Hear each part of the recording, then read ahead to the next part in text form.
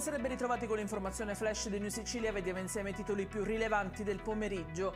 A Trapani la morte di Paolo Robino riaccende riflettori sulla questione ritardi nella consegna dei referti issologici. L'uomo ha atteso 4 mesi per riceverne l'esito, per poi non riuscire nemmeno a visionarli, dato che è deceduto 10 giorni prima di riceverli a causa di un infarto. Adesso si indaga sui tempi di consegna, lo ha disposto l'assessore regionale alla salute Daniela Faraoni.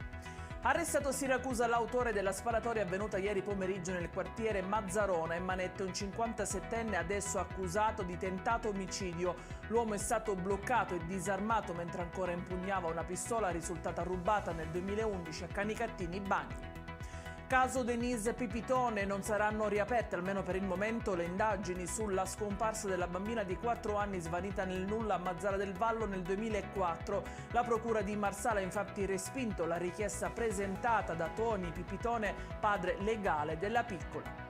L'aeroporto di Catania sarà soggetto a privatizzazione. L'obiettivo è quello di migliorare l'efficienza dei servizi, garantendo un trasporto quanto più agevole per i passeggeri. Ieri il Consiglio della SAC ha approvato i documenti e le procedure, compreso il piano industriale.